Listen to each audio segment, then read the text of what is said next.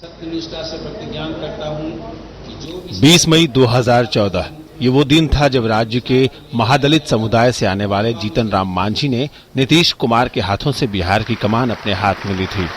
तब से लेकर अब तक मांझी केवल अपने बयानों और कार्यशैली के चलते चर्चा में रहे हैं।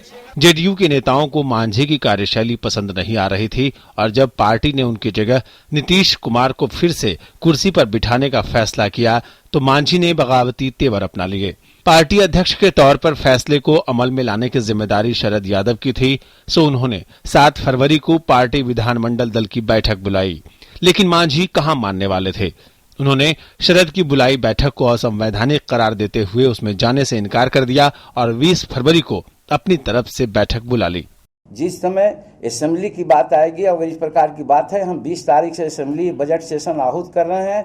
जिनको समझ में है कि हमारी मेजोरिटी है तो हम 19 या 20 तारीख को हम बैठक भी बुला लिया है। अगर उस दिन मान लीजिए कि वो उनका मेजोरिटी हो जाती है तो हम स्टेप डाउन कर जाएंगे। मांझी के इन तेवरों से पार्टी आला कमान के माथे पर बल पड़ गए। 7 फरवरी को शरद की बुलाई बैठक में मांझी के समर्थक नहीं पहुंचे, लेकिन बाकी विधायकों ने मिलकर नीतीश को अपना नया नेता चुन लिया।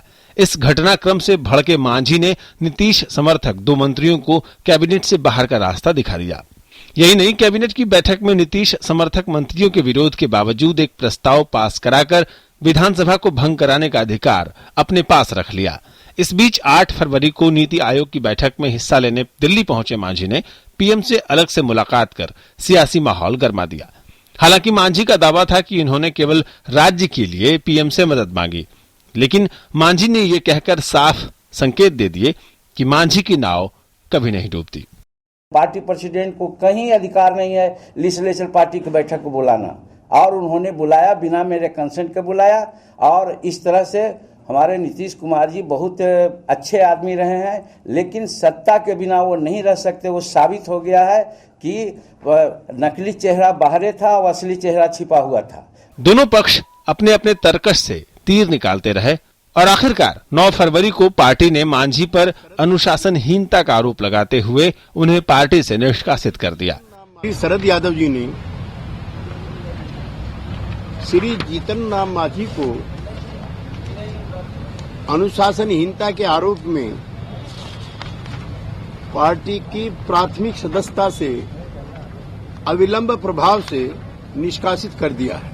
पार्टी से निकाले जाने के बाद भी मांझी ने हिम्मत नहीं छोड़ी और राज्यपाल से मिलकर सदन में बहुमत साबित करने का दावा किया।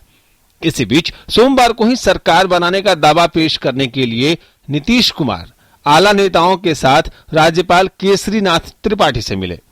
नीतीश ने 130 विधायकों के समर्थन का दावा किया और जल्द शपथ दिलाने की अपील की। 2 दिन तक राज्यपाल की ओर से कोई संकेत न मिलने के बाद नीतीश अपने विधायकों के साथ दिल्ली दरबार में हाजिरी लगा चुके हैं। 243 सदस्यों वाली बिहार विधानसभा में फिलहाल 233 विधायक हैं, जिसमें जेडीयू के विधायकों सहित विभिन्न दलों के 130 विधायकों के समर्थन का दावा नीतीश कुमार कर रहे हैं। सदन में बीजेपी के 88 विधायक हैं। राज्य में फिलहाल बहुमत साबित करने के लिए 117 विधायकों की जरूरत है। अब सबको इंतजार है कि राज्यपाल केसरीनाथ त्रिपाठी तमाम दावों के बीच क्या फैसला लेते हैं। बिहार में सत्ता का ऊंट किस करवट बैठता है, इसका असर इसी साल होने वाले विधानसभा चुनावों पर भी पड़ना तय है। DD news.